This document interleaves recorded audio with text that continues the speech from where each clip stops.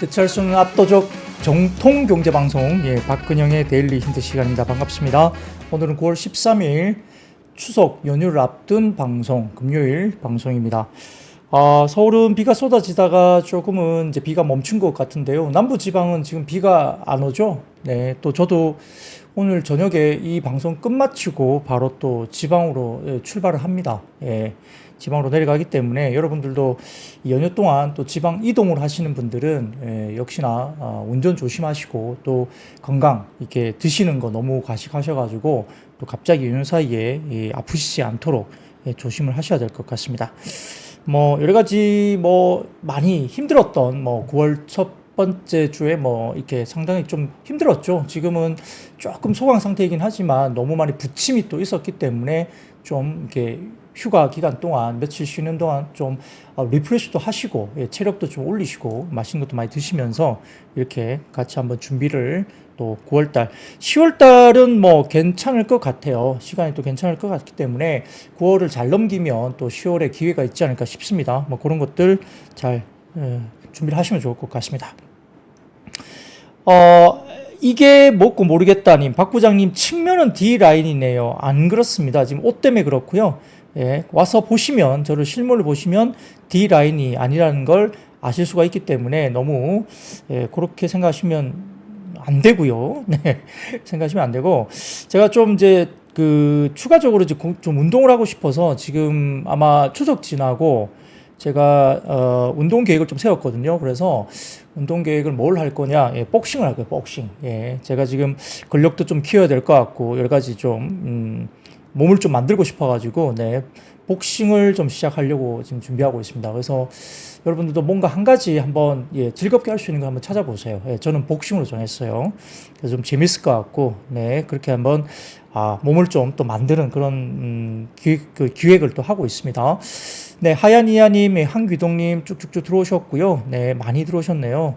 임누비 언니님, 감사합니다. 등골아빠님 감사하고요. 양말님도 오셨고, 호텔 크루아상님, 안녕하세요. 쭉쭉 DK님, 감사합니다. 대부분, 많이 오셨는데, 임누비 언니님께서 부산 정모 때 인증샷 좀 찍어주세요. 아무래도 오게 되시면 아마 사진 찍어서 목요일 방송이겠죠? 오게 되시면 그렇게 해서 한번 제가 인증샷도 한번 가능하면 한번 올려드릴게요. 얼마나 오실지 그런부터 해서 한번 저희가 얼마나 오실지는 잘 모르겠는데요. 그렇습니다. 그래서 보시고 복싱은 저희 9살 배기 둘째도 같이 하기로 했어요. 둘째도 복싱을 지금 하기로 했는데 둘째는 운동을 좀 많이 하거든요.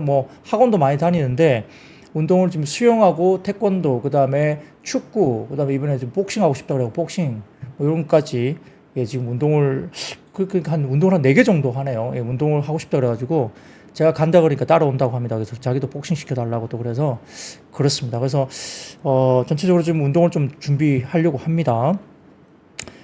그리고, 말씀드렸듯이 내일은 저희, 게릴라 관련된 우리 모임입니다. 그래서 모임은 좀 그렇고요. 게릴라 번개죠, 게릴라 번개. 그래서 내일 저녁 7시 해운대 스타벅스 LCT점에서 일단 뵙는데 제가 올해는 머물지 못합니다. 왜냐하면 저녁에 저희 집사람하고 어딜 가야 되죠. 어디 가야 되기 때문에 그래서 올해는 머물고 아마 좀 머물게 되면 1시간 반 정도 머물 수 있는데 오시면은 일단 거기서 장소가 또 몇 분 오실지 몰라가지고 장소가 없으면 진짜 백사장에 또 눌러 앉아서 해야 될지도 몰라요. 그래서 몇 명 안 오시면은 다행히 좀 앉을 수 있는데 얼마나 오실지 몰라가지고 저도 잘 모르겠습니다. 너무 많이 오시면 또 힘드니까 자제를 좀 하십시오. 천천히 조금만 오세요. 조금만 와서 같이 이렇게 시간이 좀 얼굴을 뵙는 시간이 됐으면 좋겠습니다. 힘을 내실 수 있도록 제가 또 오시는 분들한테 또 같이 이야기를 또 할 수 있는 시간도 되겠죠. 자, 그렇게 준비를 하시고요. 자, 그러면 시장 이야기로 바로 들어가 보도록 하겠습니다.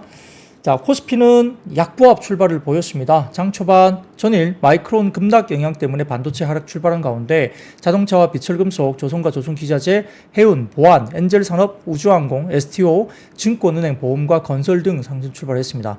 자, 오늘 섹터를 이렇게 지켜보시면 마이크론 영향 때문에 반도체, SK하이닉스와 삼성전자는 빠졌지만은 자, 자동차, 그 다음에 물론 자동차는 다른 이슈도 좀 있었지만 자동차, 그 다음에 우리가 보면 아까 증권은행, 보험, 건설 이런 것들이 대부분 다 이제 뭐 밸류업이라든지 그 다음에 일부 금리 인하 이런 것들 관련된 섹터가 또 움직였다는 겁니다. 자, 미국 주식시장은 예상치 소폭 상회한 생산자 물가와 신규 실업수당 청구 건수 감소에 기술주가 반등을 했고요. 생산자 물가 PPI는 전월 대비 0.2%, 예상치 0.1%를 상회했습니다. 근원 PPI 역시 예상치를 상회하고 경기 우려가 역시 완화되는 모습이 보였고요. 자, FOMC 경기감 속에 엔비디아가 1.9% 상승하면서 기술주의 반등이 연장되는 흐름이 나타나기도 했습니다. 다만 코스피는 BNP 파리바의 마이크론 투자 의견 하향 소식에 삼성전자와 하이닉스가 동반 하락하면서 상당히 좀 어려운 모습을 보였는데요. 외국인들은 현물 매도와 선물 매수 포지션을 잡았는데 오전 기준으로 봤을 때 외국인들은 현물 3,600억을 매도했고 선물은 1,800계약을 매수했습니다. 약간 다른 포지션을 가졌는데요. 현물의 대부분은 삼성전자와 하이닉스 쪽으로 매도가 좀 나왔다 볼 수 있겠죠.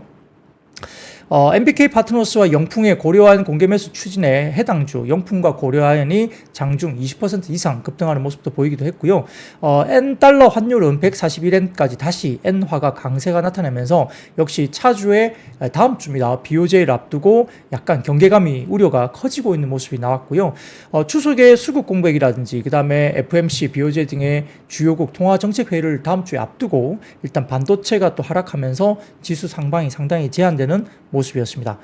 코스닥은 전일 속동에 따른 차익 실현 매물이 출회되면서 소폭 상승에 그쳤는데 외국인과 기관은 하루 만에 다시 순매도 전환했고요. 반도체, 2차전지 등의 약세였고 주도업종 부재 속에 개별 종목 장세가 역시 시현됐습니다. 그래서 지금 하이닉스와 삼성전자 등 관련된 반도체 그리고 반도체 소부장도 약세 보이면서 좀 어려운 모습이 보였고 다만 이달에 대왕고래 2차 로드쇼가 예정되어 있다는 이야기 때문에 동해 가스전 관련주라든지 일라이릴리가 생산 시설에 2조 원 정도 투자한다는 점 때문에 비만 치료제도 오늘도 일부 슈팅이 나오는 모습도 보이기도 했습니다. 업종별로는 철강, 금속 그리고 운수장비와 증권주가 강세였고요. 전기전자, 의료정밀, 화학은 약세였고요. 그 외에도 지금 코스닥 같은 경우는 업종별로 건설과 제약이 강세였던 반면 운송 장비와 부품, 기타 제조는 약세를 보였습니다. 자, 그래서 다음 매크로 지표 하나 보여드리겠습니다. 매크로 지표가 관련된 우리가 수요와 그 다음에 상품, 서비스 관련된 이슈인데요. 자, 지표 하나 띄워주십시오. 첫 번째 지표 보여드리면 이게 8월의 PPI를 해석하는 건데 위쪽에 빨간색으로 실선이 되어 있는 것이 파이널 디맨드 서비스입니다. 서비스 지표. 그 다음에 아래쪽에 푸른색 선이 굿즈, 상품에 대한 디맨드고요. 가운데 검은색 선이 전반적인 파이널 디맨드인데 이 보시면은 8월의 PPI가 역시 서비스 쪽, 그러니까 이쪽에서 상당히 높게 나타났는데요.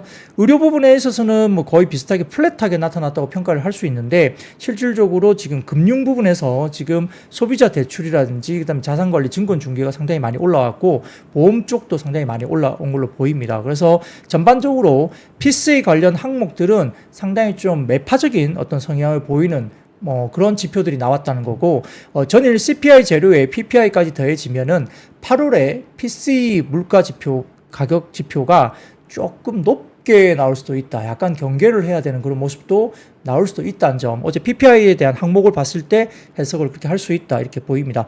본 자료는 리스크앤리턴이라는 사이트 플랫폼에서 다소 좀 발췌를 해왔습니다. 그런 것들도 조금 참고를 해보시고요. 역시 경기 지표가 계속적으로 발표가 될 거기 때문에 이런 것도 염두에 두셔야 됩니다. 마냥 좋을 수는 없고요. 약간 호기시하게 나올 수도 있다. 볼 수도 있습니다. 자, 그리고 그 다음 닉 티밀하우스 기자의 이슈입니다. 이 보시면은 영어로 쭉 나와 있는데요. 쉽게 좀 설명을 드리면 블랙아웃 기간입니다. 지금은 페드 관련된 FOMC 이전에 아무도 말을 못하는 기간인데 이 기간 동안에 월스트리트저널의 닉 티밀하우스 기자가 이런 이야기를 한다면 이게 페드의 의중을 거의 반영해서 이야기를 한다고 볼 수 있는데 자, 닉 티밀하우스 기자에 따르면 올해 초까지 파월의 수석 고문을 지냈던 존 파우스트가 다음 몇 달 동안의 인하폭이 이번 9월 첫 인하폭 관련해서 25bp인지 50bp인지보다는 훨씬 더 중요할 것이다 언급했다. 이게 결국 그거죠. 이번에 인하는 명확하게 하는데 자 25bp일 수도 있고 50bp일 수도 있는데 지금 그 자체보다는 앞으로 몇 달 동안 얼마나 내릴 것인가 이게 더 중요하다는 거죠. 포커스가 이제 좀 뒤로 넘어갑니다. 전체적인 연말까지의 몇 달 동안의 인하폭이 얼마일 것인가죠. 근데 지금은 25bp일 수도 있고 50bp일 수도 있고 지금 거의 의견이 분분합니다. 그리고 파우스트는 우리가 선제적인 50bp를 외쳐야 하는 지점에 있다고 생각하지는 않지만 그래도 저는 50bp로 시작하는 것을 약간 선호하며 이렇게 파우스트라는 사람이 이야기했다는 거죠. 그리고 여전히 9월 FOMC가 2에 도달할 가능성이 상당히 있다고 생각한다고 밝혔다고 글을 썼습니다. 이게 아까 말씀드렸던 파월의 수석 고문을 지낸 존 파우스트의 커멘트를 닉 티밀하우스가 언급을 한 거예요. 그러면 50bp 관련된 가능성이 좀 높을 수도 있다는 이야기를 살짝 언급을 한 거예요. 자, 이게 반영이 될까요? 그러면 이제 시장에서 50bp 관련된 부분들이 가면 야, 경기가 얼마나 안 좋길래 50bp를 할까라고 우려를 할 수 있기 때문에 단기적으로 출렁임이 있을 수 있다라고 사람들이 다 생각할 수 있습니다. 근데 이걸 어떻게 설명하느냐가 되게 중요하거든요. 그래서 25bp가 기본적인 가정인데 25bp가 지금은 시장에서 조금 더 금리 인하를 해야 돼라고 계속적으로 말이 나오고 있기 때문에 시장이 그걸 계속 요구를 하고 있다는 거죠. 그래서 25bp만 하는 것도 그렇게 호재가 안 될 수도 있고 50bp를 하자니 또 실기했다. 페드가 지금은 다소 조금 타이밍을 놓쳐서 급하게 50bp를 했다는 뉘앙스를 줄 수 있기 때문에 또 부담스럽다. 뭐 이런 것들이 혼재되어 있기 때문에 여전히 25bp일지 50bp일지 어떻게 될지 모르겠다는 겁니다. 다만 그와 관련해서 파우스트는 연준이 B컷으로 투자자들을 놀라게 할 우려를 관리할 수 있을 것이라고 생각한다면서 무섭지 않게 만드는 많은 언어를 제공해야 된다. 이게 뭐냐면 50bp B컷을 하고 난 다음에 왜 우리가 50bp를 하는지 선제적으로 보험성 인하를 하면서 어떻다 브라브라 이렇게 해서 충분히 경기가 좋고 이렇게 50bp를 함으로써 나중에 충분히 경기가 방어되고 좋아질 것이다. 이런 여러 가지 뭐 단어들 수사 미사 요구라든지 이런 것들 무섭지 않게 만드는 많은 언어를 제공해야 되고 걱정의 신호일 필요가 없을 것이라는 부분도 코멘트를 이렇게 한다는 거죠. 그래서 상당히 이 50bp를 하더라도 우려를 할 수 있는 부분들을 페드가 역시나 투자자들에게 무섭지 않게 만드는 많은 언어를 제공해야 된다 이런 이야기를 하고 있습니다. 그러면 약간의 조금은 뭐라 그럴까 안도감이 있을 수 있다 이런 이야기를 하는 거예요. 그래서 어떻게 될지 모르겠습니다. 자, 근데 다음 표를 보여드리면 뭐 그럼에도 불구하고 지금 일부 지금 아직까지 25bp 금리 인하가 대세입니다. 아직까지는 50bp가 상대적으로 가능성이 낮다고 지금 보고 있는데요. 자, B컷을 여러 가지 부분에서 여러 가지 있을 수 있겠지만은 다만 지난 22년 6월에 당시에 닉 티밀하우스의 글로 블랙아웃 기간에 75bp 인상 확률을 거의 100%대로 빠르게 올린 적이 있습니다. 닉 티밀하우스 기자의 어떤 기사가 나오면서 그게 시장에서 바로 반영이 됐는데 자 9월 인하에 대한 기본 시나리오는 닉 티밀하우스 기자가 50bp 가능성을 열어놓는 글을 썼음에도 불구하고 여전히 25bp 인하가 우위를 보이고 있기 때문에 자 어떻게 될지 아무도 좀 알 수가 없다. 미궁이다는 거죠. 어느 쪽이 되더라도 가능성이 상당히 높다라고 보는 것 같습니다. 그래서 아까 말씀드린 대로 B컷을 하거나 점도표를 큰 폭 하향 조정하면 무슨 일이 나는 거 아니야? 경기 침체 오는 거 아니야? 이렇게 증시가 조정에 대한 우려가 있을 수 있겠지만은 바로 이어지는 기자회견을 통해서 그게 아니고 향후 경기가 위축될 수 있으니까 우리가 정말 매우 신경을 써서 보험적으로 강도를 높게 먼저 금리 인하를 시작하는 거야 라고 뉘앙스로 이야기를 해준다면 시장이 B컷에도 불구하고 안도를 할 수 있다 이런 논리를 닉 티밀하우스 기자가 언급을 했다는 겁니다. 그러면 좀 개연성이 있을 수 있어요. 왜냐하면 닉 티밀하우스 기자가 페드의 대변인이잖아요. 그렇기 때문에 50bp 가능성도 조금은 이제 올려놔야 된다. 그런 생각도 해볼 수도 있겠습니다.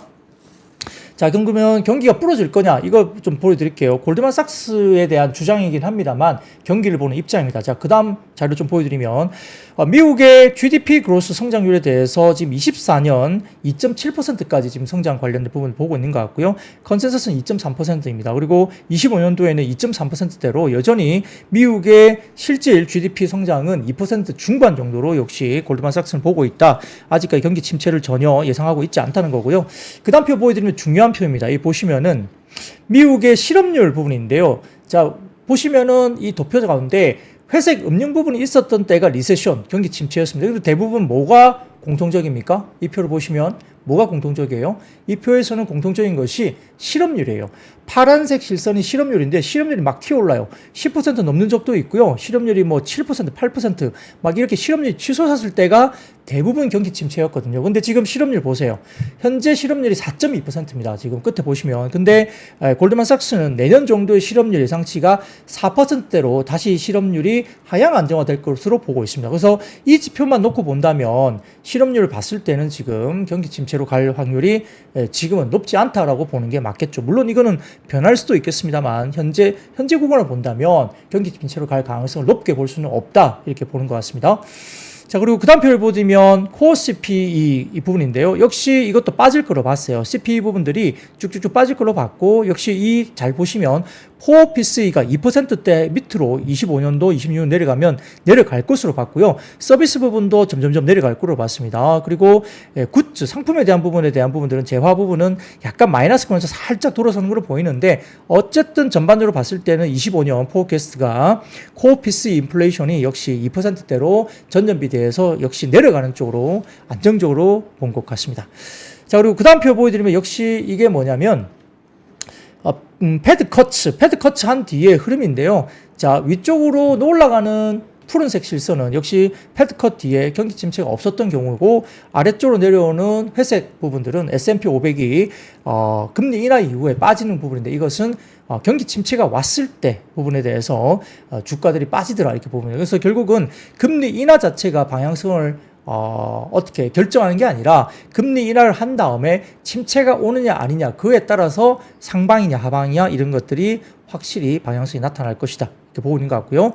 마지막 표 하나 보여드리겠습니다. 마지막 표 보여드리면 S&P 500의 EPS 성장률인데요. 자, GS 골드만삭스 관련해서는 탑다운 방식으로 봤을 때 올해 성장률은 지금 프로핏 마진 같은 경우는 11.5% 정도 받고, 24년 전체 성장률, 전년비 대비 성장률은 8% 성장을 받고요. 25년도에는 6% 정도의 성장을 할 것이다. 이렇게 S&P 500의 EPS를 이렇게 보는 것 같습니다. 그러니까, 역성장은 아니죠. 그렇기 때문에 뭐 이걸 가지고 역시 골드만삭스 입장이긴 합니다만, 좀 이걸 들여다보면 경기가 뿌려져서 이렇게 경기 침체로 온다고 아직은 그렇게 보고 있는 것 같지는 않다는 그런 내용들이 나와 있습니다.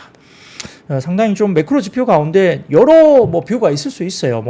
골드만삭스 이야기를 좀 드렸지만은 다른 쪽에서는 또 다른 뷰가 있을 수 있기 때문에 한번 참고를 해보시라고 이렇게 말씀을 좀 드리겠습니다. 제가 아까 복싱을 좀 준비하고 있다 말씀드렸더니 이게 뭐고 모르겠다님, 네. 태권도로 옆차기 복싱으로 스트레이트 날리면 박 부장님 여의도의 절대 강자로 말씀하시면, 제가 저는 연문이 아닙니다. 그렇기 때문에 그러고요. 금투세 폐지님 부산 가고 싶네요.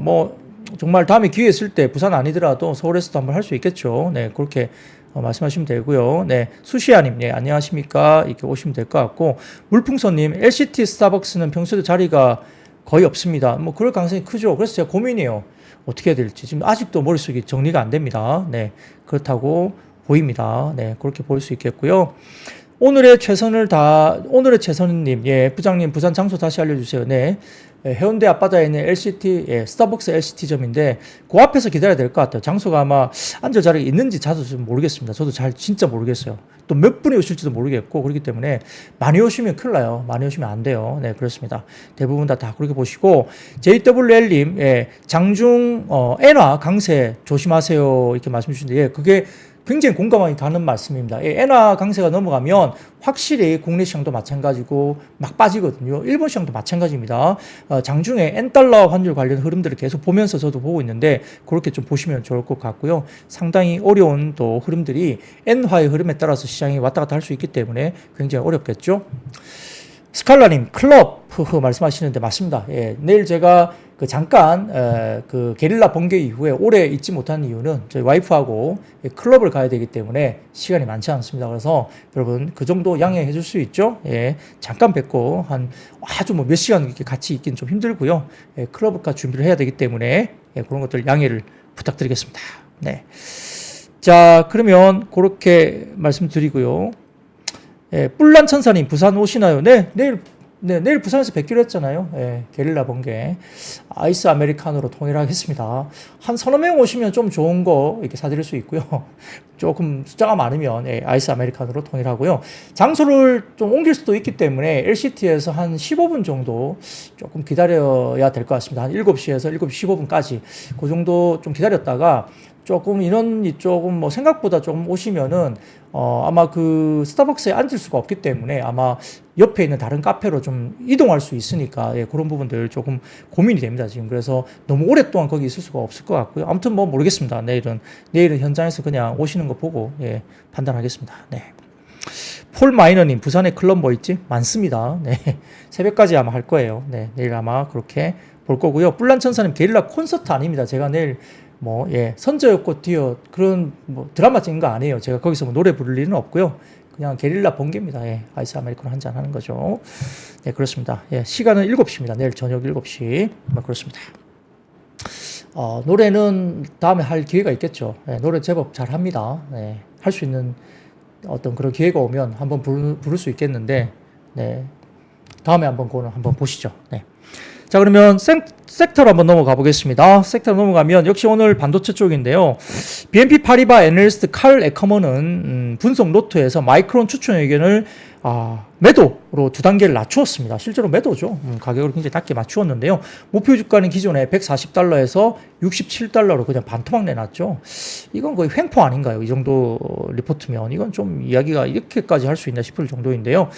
자, 에커먼은 마이크론이 내년까지 AI 반도체 업체 가운데 저조한 흐름을 보이는 종목이 될 것으로 비관했고요. AI 분석에서 각광받는 HBM 반도체 공급 과잉을 그 이유로 꼽았다. 자, 공급 과잉을 이유로 뽑는다면 마이크론만 뺄까요? 좀 저거 논리적으로 좀 맞지 않다고 좀 보이는데, 자, 이 부분에 대한 논리가 너무 허술합니다. 왜냐하면 자, 반도체 공급 과잉을 이유로 본다면은 엔비디아도 작살나야 되겠죠. 그리고 엔비디아만 작살나는 게 아니잖아요. 모든 마이크론뿐만 아니라 다 작살을 내놔야 되겠죠. 근데 왜 마이크론만 이렇게 꼭 이렇게 썼을까요? 물론 후속 리포트가 나올지 모르겠습니다만, 자, HBM 반도체가 공급 과잉 상태로 접어들면서 마이크론 메모리 반도체 평균 판매 가격이 하락할 수를 전망했다. 뭐 이런 식으로 이제 논리를 썼는데 목표 주가를 반토막 내놓으니까 이게 좀 그러네요. 그래서 이 부분들은 잘 모르겠습니다. 이게 상당히 좀 어려운 모습인데요.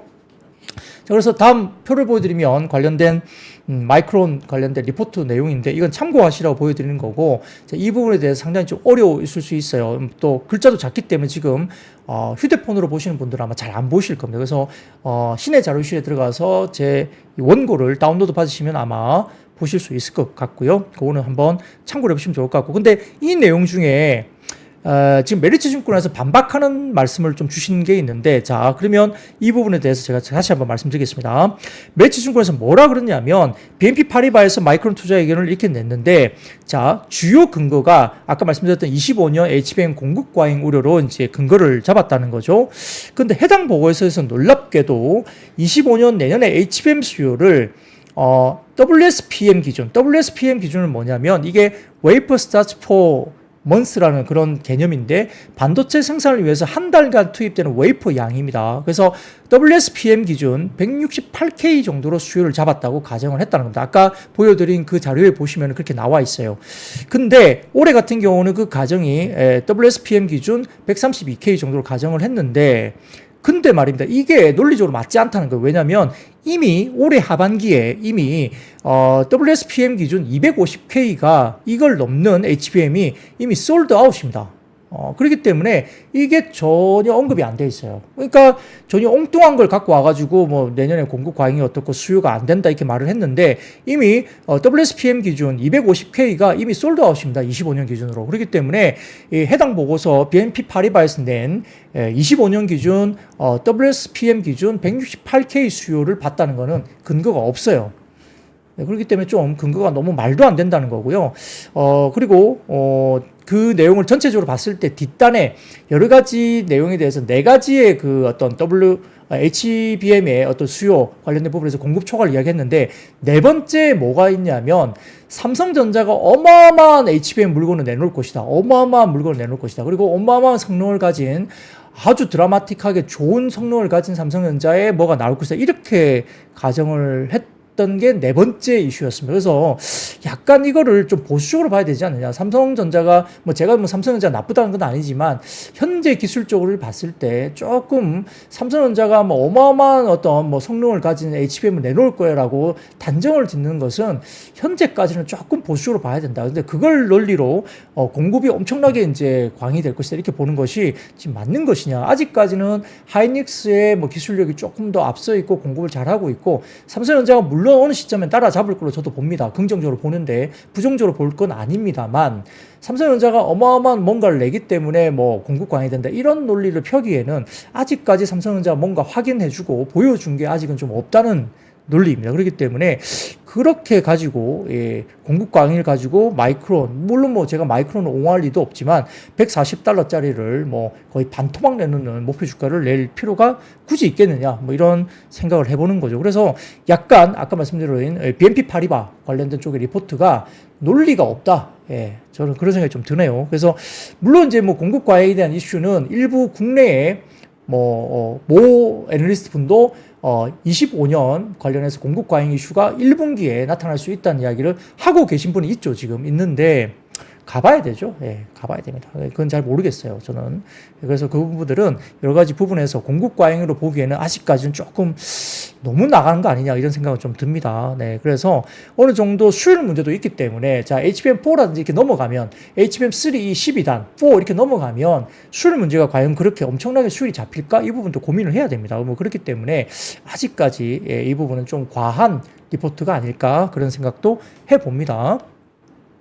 자, 그래서 이런 부분에서 9월 26일입니다. 한국 시간으로 예정된 마이크론 실적 설명회가 있는데 이 부분에서 결국 CEO가 강력한 반론 제기가 나올지 이 부분 지켜봐야 될 것 같고요. 아까 말씀드렸듯이 메리츠증권에서 해당 애널리스트는 이 부분에 대한 그 리포트를 상당히 반박하는 코멘트를 오늘 냈다 이렇게 볼 수 있습니다. 뭐 그럼에도 불구하고 오늘 삼성전자 하이닉스가 좀 빠지기도 했죠. 뭐 그런 부분들이 있습니다. 다만 최근에 삼성전자와 하이닉스가 3분기 실적 컨센이 다소 좀 하향 조정되고 있다. 이런 부분들은 역시 최근에 일부 주가에 대한 조정이 있는 것으로 보일 수밖에 없죠. 삼성전자는 10조 원대 초반까지 지금 어닝이 조금 하회하는 부분들에 대해서 컨센 조정이 되고 있고요. 그리고 하이닉스 같은 경우도 3분기 영업이익을 6조 8천억 정도로 이제 이야기를 했습니다. 그래서 기존 추정치보다 4.5% 하회하는 약간의 하향 조정을 또 하고 있기 때문에 뭐 이런 부분들이 약간 역시 영향을 미치고 있다 부분인데 근데 주가가 너무 많이 빠졌죠. 그렇기 때문에 자, 이 부분들이 어떻게 갈지는 모르겠습니다. 근데 결국 지금 삼성전자도 PBR 기준 1.1배입니다. PBR 기준 1.1배. 여기서 또 얼마나 많이 빠질까 생각하면 그렇게 룸이 많이 보이지도 않는다. 물론 올라가는 것은 주가가 상승하는 것은 별개 문제지만 지금 PBR 1.1배에서 많이 빠질 거로 생각하는 것도 다소 좀 무리가 있다. 이런 부분도 생각할 수 있겠습니다. 긴 호흡에서 좀 보실 필요가 있겠습니다. 자, 그리고 그 다음 표 보여드리면 자, 마이크론하고 SK 하이닉스는 거의 상관관계가 엄청나게 붙어가죠. 그래서 마이크론 주가 흐름들이 또 하이닉스의 주가 흐름을 또 계속 붙잡고 갈 수 있기 때문에 좀 조심을 해야 된다. 이런 것도 역시나 우리 알 수 없죠. 아까 말씀드렸던 BNP 파리바의 리포트가 좀 논리가 너무 좀 없다라고 말을 하고 있지만 마이크론이 박살이 나면 또 모르겠습니다. SK 하이닉스가 또 따라갈는지 그것도 좀 조심스럽죠. 그런 것도 같이 보시면 좋을 것 같고요. 자, 그리고 그 다음 표 보여드리겠습니다. 엔비디아 같은 경우인데요. 자, 보시면 옅은 푸른색이 보이시는 게 포캐스트입니다. 23년 3월에 이루어진 포캐스트인데요. 결국 옅은 푸른색이 있는 것들이 추정치였고 짙은 파란색 이게 있는 것들이 여기에 보시면 실제 엔비디아의 셀즈 매출이거든요. 그러니까 역시나 예상치를 엄청나게 상회하는 실적을 계속 보여주고 있죠. 24년, 25년, 26년. 그렇기 때문에 기존의 엔비디아를 이렇게 너무 이렇게 쉽게 이렇게 별로 성장을 못할 것이다 보기에는 좀 어렵다는 이야기를 골드만삭스가 하고 있습니다. 그래서 결국 지난해도 마찬가지고 올해도 들고 25, 26년까지도 기존의 예상치 대비 이 세일즈가 엄청나게 아웃퍼폼하는 것이 보인다는 겁니다. 그래서 이렇게 기존치보다 훨씬 더 높은 예상치가 나오고 있기 때문에 자, 그런 것들 충분히 감안해서 엔비디아를 봐야 되고 반도체를 봐야 된다 이렇게 보는 것 같아요. 자, 그래서 루팡에서 나온 디지타임즈에 관련된 이야기를 좀 말씀드리면 엔비디아의 기세가 완전 회복했다. 공급망 규모를 지속적으로 확대할 수 있을 것이다라고 디지타임즈 쪽에서 역시 엔비디아 쪽에 관련된 부분에서 상당히 시장이 미래 전망에 대해서 보수적인 태도를 보였지만 실질적으로 지금 최근에 엔비디아가 기세를 완전히 회복했다라는 디지타임즈의 기사가 나오고도 있습니다. 자, 그런 것들까지도 참고를 해보시면 좋을 것 같고요. 자, 그 다음 표를 보여드리면 골드만삭스가 빅테크별 캐펙스 트렌드인데요. 자, 보시면 이렇게 상당히 높게 캐펙스가 올라가고요. 그래서 왼쪽 보시면 마이크로소프트, 구글, 그 다음에 아마존, 그 다음에 메타 등등이 이렇게 지금 캐펙스 트렌드가 있는데 자, 그걸 다 모아보면 투더문 자, 달까지 날아간다 이렇게 썼죠. 네, 골드만삭스가 빅테크별 캐펙스 트렌드가 달까지 날아갈 거다 이렇게 평가 보고서를 쓰기도 했습니다. 자, 이렇게 재밌게 또 이야기를 했네요. 그래서 캐펙스 추이는 상당히 높게 올라갈 것으로 아직까지는 본다라는 이야기입니다. 자, 그리고 그 다음 표 보시면 데이터 센터 전력 소모량입니다. 2030년 기준으로 쭉 봤을 때 이게 유진투자증권의 자료인데요. IEA 쪽에서 전력 소모량 관련된 부분인데 역시나 전력 소모량이 상당히 높게 올라갈 것으로 봤고요. 이런 부분들 참고를 하시면 좋을 것 같고 미국의 전력 수요 급증 보고서가 계속 나오고 있습니다. 글로벌 전력 컨설팅 업체인 ICF가 미국의 28년까지 전력 수요 증가가 9%에 달할 것으로 예측했는데 피크 수요 증가는 5% 정도 수준이고 AI와 전기차 등의 전동화 때문에 그렇다 이렇게 봤습니다. 그래서 올해 IEA가 글로벌 전력 수요 증가가 향후 3년간 2%대에서 3.4%대로 상승할 것으로 밝힌 것과 같은 맥락으로 이야기를 했기 때문에 ICF에서는 전력 수요 급증을 풍력, 태양광 등 재생에너지가 충분히 감당할 수 있다고 그 결론을 내리긴 했는데 역시나 이런 부분에 대해서 전력 수요에 대한 증가는 여전히 굉장히 긍정적인 이야기를 계속적으로 하고 있다 이야기를 하고 있습니다. 자, 그리고 그 다음 표 보드리면 오픈 AI 이야기입니다. 이게 이제 AI 쪽인데요. 오픈 AI CEO가 챗GPT 유료 구독자가 1,100만 명을 돌파했다 이렇게 이야기를 했습니다. 그래서 상당히 유료 구독자가 이제 돈이 된다는 이야기를 하는 거죠. 그래서 이 숫자는 회사가 공개적으로 밝히지 않은 정보인데 오픈 AI의 CEO가 이렇게 이야기를 했죠. 그래서 지금 현재 공개된 구독 가격을 기준으로 보수적으로 추정하면 챗GPT가 월 2억 2,500만 달러 이상의 수익을 창출하고 있는 것으로 분석할 수 있고요. 연간으로 환산하면 약 27억 달러 정도 수준으로 볼 수 있습니다. 고객들이 주로 컴퓨터 코드 생성이나 텍스트 작성, 편집 지원, 일반 연구 수행 등의 다양한 용도로 챗GPT를 쓰고 있어서 연간 약 27억 달러에 달하는 매출을 보이고 있다고 분석할 수 있기 때문에 역시 AI로 인한 수익화가 굉장히 중요하죠. 그래서 이 보시면 반도체 쪽보다는 지금 AI 수익화 관련된 종목은 주가가 올라가는 모습이 꽤 보일 수 있다는 겁니다. 그래서 오늘 반도체 소부장 빠지고 했지만 장중에 보면 이수페타시스가 플러스가 났고요. 그 다음에 한국과 컴퓨터 이런 비슷한 종목들. 그래서 AI로 수익을 낼 수 있는 종목들이 오히려 지금은 시장에서 반도체 자체, HBM 자체 이런 소부장보다는 AI 연관된 수익화 모델이 있는 쪽 종목들이 약간 차별해서 안 빠지더라. 이런 것들도 시장에서 고민을 하고 있는 거 아니냐. 이렇게 좀 볼 수도 있겠습니다. 조금은 이 부분에 대해서 고민을 한번 해보시면 좋겠습니다. 네. 여러 가지 부분에서 이제 뭐 반도체라고 해서 아니면 뭐 여러 가지 부분에 대해서 이게 다 가는 그런 시장은 좀 아닌 것 같아요. 그래서 수익이 나는 수익화에 실질적인 수혜주를 찾기 시작하는 것이 좀 아닌가 이렇게 생각도 좀 해볼 수 있겠습니다. 좀 고민이 되는 자리예요. 모든 것들이 반도체 쪽으로만 다 주가들이 움직인다 이렇게 볼 수는 좀 없는 것이 아니냐 이런 생각도 조심스럽게 해봅니다. 시장이 고민을 하고 있는 것 같아요. 자, 그래서 그 다음 섹터로 넘어가겠습니다. 그 다음 섹터는 역시 자동차 부품주가 상승했는데 현대차 GM이 포괄적 협력을 위한 MOU 체결을 했다. 이것 때문에 역시 자동차 부품 업종이 오늘 좋았습니다.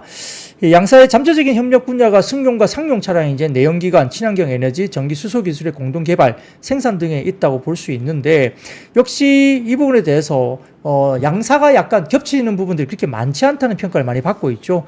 자, 그래서 그 다음 표를 보여드리면 현대차 GM의 글로벌 주요 공장과 생산 규모가 나와 있는데 이렇게 큽니다. 전 세계적으로 이렇게 크게 나타나고 있는데 이에 따라서 오늘 종목들이 움직이는 종목들이 현대이아, 모비스, 만도, 영화테크, 3기 EV, 코리아 FT, SL 등의 부품주들이 주로 움직였고요. 물론 이제 완성차도 주가 움직였죠. 현대차 관련해서도 역시 긍정적인 시너지 효과가 난다고 보는 것 같은데요. 부품주들에 대한 움직임이 좀 있었다는 건데 역시나 SK증권에서 현대차와 GM 얼라이언스의 수혜는 누가 받을 것인가 이야기를 하는 것 같습니다. 그래서 국내 밸류 체인 중에 수혜는 하이브리드 부품이 가장 임팩트가 있을 것으로 지금 SK증권에서 리포트를 했고요.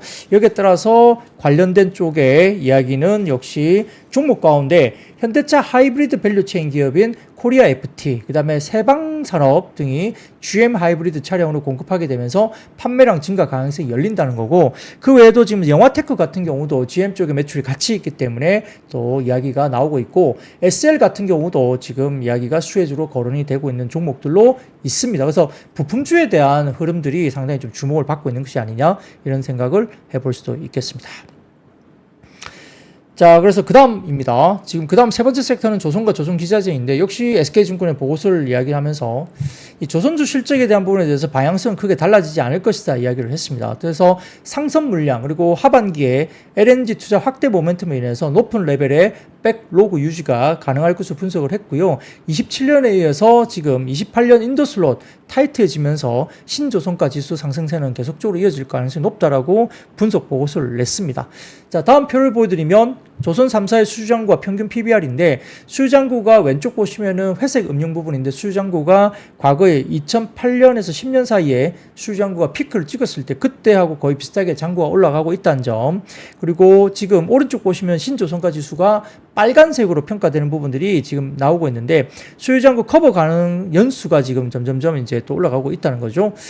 자, 그런데 이제 일정 부분 SK증권에서는 이렇게 긍정적 리포트를 냈는데 신조선가 지수는 계속적으로 올라가고 있지만은 어떤 다른 리포트는 보면 신조선가 지수를 달러 베이스가 아니라 원화로 환산하게 되면 지금 원화가 강세로 접어들었기 때문에 신조선가 지수가 이미 꺾였다라고 분석한 쪽도 있습니다. 그래서 주가가 조선주들이 좀 꺾인다는 논리도 이야기를 하는 쪽도 있다는 점도 역시 같이 고려를 하셔야 될 것 같고요.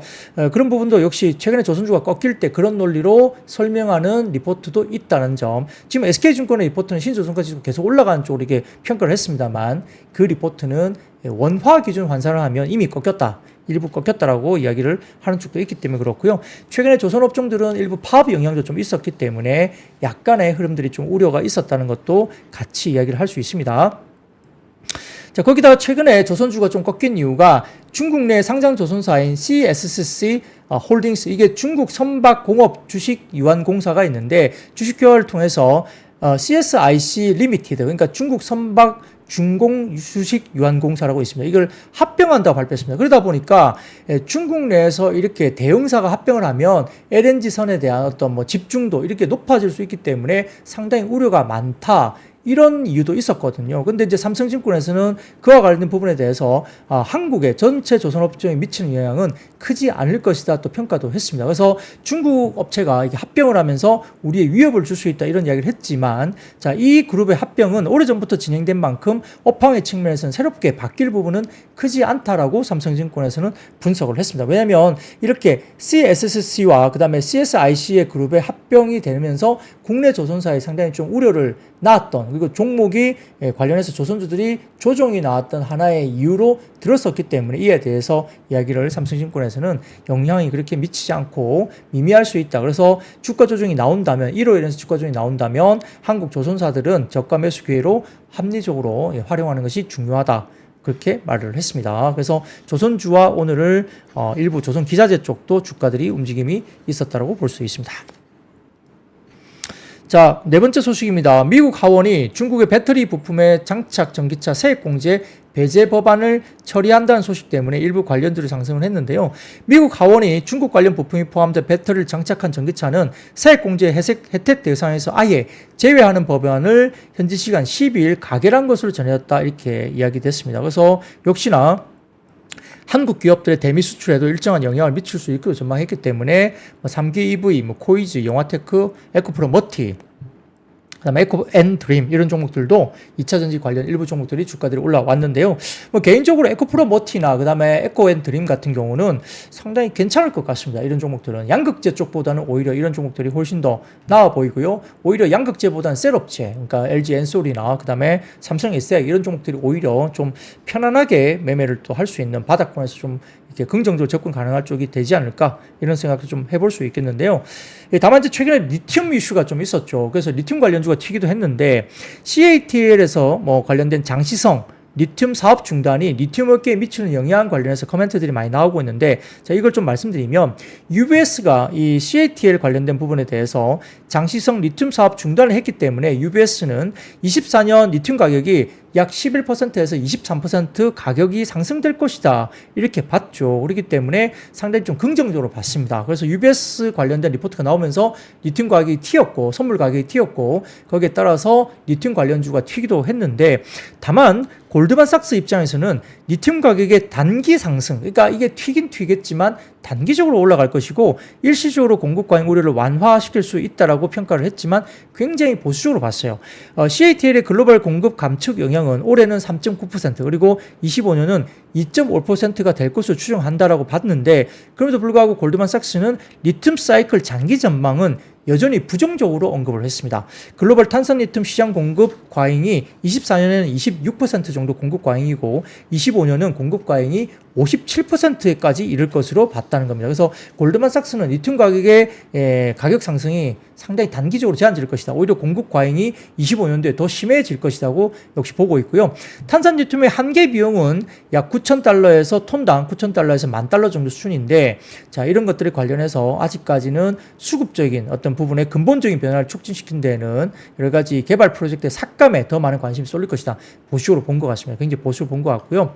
자, 그리고 그 다음 표 보여드리겠습니다. 그 다음 헤드라인 자료 보여드리면 자, 이게 여러 가지 부분에서 JP모건에서는 오늘 관련된 이 부분이 나오면서 JP모건이 이 리포트를 내면서 오히려 또 중국의 리튬 관련주가 굉장히 많이 빠졌습니다. 그래서 오늘 같은 경우에 뭐 간펑이라든지 그 다음에 티안퀴 같은 중국 리튬 관련주들이 장중에 5에서 6% 급락했습니다. 오늘 리튬구가. 그래서 CATL의 리튬 광구 일부 생산 중단 보도에 따라서 최근 주가가 급등하기도 했었지만은 오늘은 5에서 6% 장중에 급락하기도 했는데 JP모건이 CATL의 감산이 예전 사례와 같이 일시적일 것이라고 평가 보고서를 냈고요. 오히려 해당 목표 주가를 하향 조정까지 했습니다. 그렇기 때문에 여전히 지금 리튬 가격이나 2차 전지 쪽에 관련된 소재 쪽에 대한 부분들은 글로벌 IB들이 굉장히 보수적으로 아직은 보고 있다. 그래서 본격적으로 주가가 튀어오르기는 조금 부담스러운 부분도 있는 분위기가 여전히 이어지고 있는 것이다라고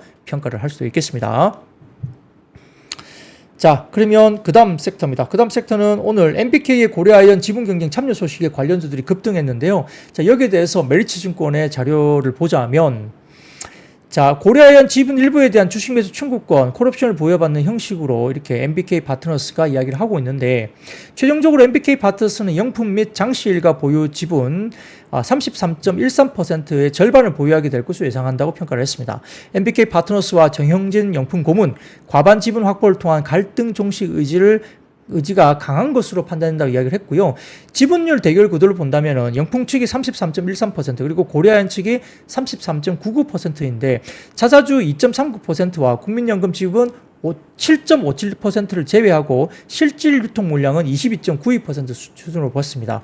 영풍 측이 지분율 과반을 넘기 위해서는 16.87% 그리고 고려아이언 측이 지분율 과반을 넘기 위해서는 16.02%를 추가로 매입할 필요가 있는데 영풍과 MBK 파트너스의 자금력을 고려아이언 측에서 앞서기는 쉽지 않을 것으로 예상을 했고요.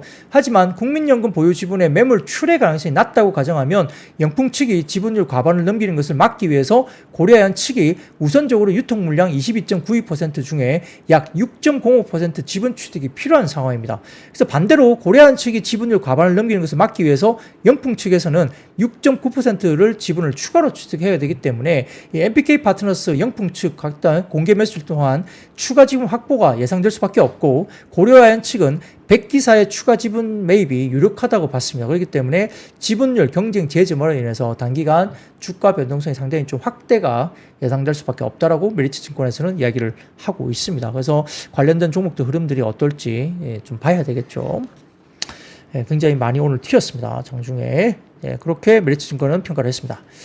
자, 그 외에 마이크로소프트와 오픈 AI가 성적 딥페이크 관련된 확산 방지 소식에 보안 업종들이 상승을 했습니다. 그래서 마이크로소프트와 오픈 AI 등의 주요 AI 기업들이 유해한 성적 딥페이크 이미지 확산을 막기 위해서 AI 학습 데이터와 누드 이미지를, 나체 이미지를 제거하기로 사하겠다고 보고가 나왔기 때문에 이 사업에서는 어도비와 엔트로피, 코이어도 동참한 것으로 알려지면서 관련된 이야기가 상당히 조금은 주목을 받으면서 보안 업종들, 센즈랩이라든지 SP소프트라든지 그 다음에 크라우드웍스, 모니터랩, 그 다음에 신스웨이 이런 보안주들도 역시 주가들이 오늘 올라왔다 볼 수도 있겠고요.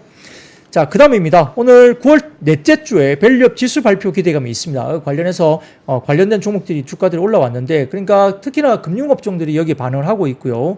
그래서 역시나 아까 말씀드렸던 거래소가 KLX 코리아 밸류업 지수를 추석 연휴 지난 9월 넷째 주에 선보인다 이렇게 이야기를 했죠. 그래서 이 여러 가지 부분에서 그 관련된 수익지수, 주가 수익지수를 출시할 계획으로 보고 있기 때문에 이게 발표가 되면 고배당과 주주 환원의 강점을 가진 금융 그리고 증권주가 수혜를 받을 것으로 전망을 하고 있고 그 외에도 여러 가지 나누어서 또 비중을 나누기 때문에 관련된 종목들이 주가들이 상당히 주목을 받을 가능성이 높다.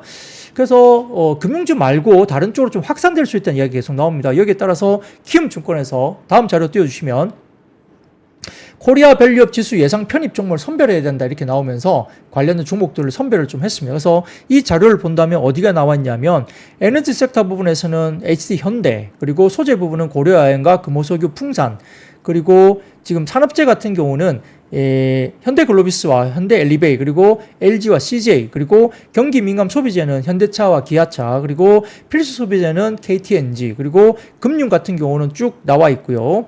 그 다음에 건강관리 쪽에서는 셀트리온과 휴젤, 클래시스와 한미사이언스 그리고 IT 쪽에서는 삼성전자와 LG전자, 한미반도체 그리고 커뮤니케이션 중에서는 SK텔레콤, KT, LGU+, 통신주까지 넣었고요. 크래프톤과 제일기획을 넣었고 유틸리티 쪽에서는 SK가스와 한정 KPS 등을 편입 가능성이 매우 높은 종목으로 이렇게 조정을 했습니다. 그래서 이런 종목들이 비단 금융과 지수사뿐만 아니라 다른 쪽으로 확산이 되면서 이 지수가 나온다면 펀드들 입장에서는 이 지수 편입 가능성 높은 관련 중심으로 매수세가 이어질 수 있다라고 지금 이야기되고 있기 때문에 금융주뿐만 아니라 다른 쪽도 좀 확산되는 부분들을 좀 지켜볼 필요가 있겠습니다. 자, 그 외에도 신재생에너지 정책 수혜 기대감 역시 해리스 트레이드가 역시 이루어지면서 풍력과 태양광주 관련된 부분들이 일정 부분 움직였고요. 전일 이야기가 됐던 오늘 전일에 이어서 이틀 동안 신한울 원전 3, 4호기 건설 재개 모멘텀 관련 부분 그리고 윤석열 대통령이 체코 방문 소식이 있었기 때문에 이와 관련해서 원전 관련주들이 같이 주가들이 움직였다는 것이 말씀드리겠습니다. 자, 그러면 오늘 이야기 여기까지 마무리하고요. 저는 부산으로 뿅뿅뿅 날아갑니다. 여러분들 내일 저녁에 시간 되시면 잠깐 뵙도록 하겠습니다. 자, 내일 뵙겠습니다. 여러분 추석 연휴 잘 보내시고요. I see you. 박근영, 이선영, 사경인, 염승환 투자 마스터들의 세심한 케어로 건강한 투자 습관을 만드세요. 3프로 멤버십 3프로 앱에서 확인하세요.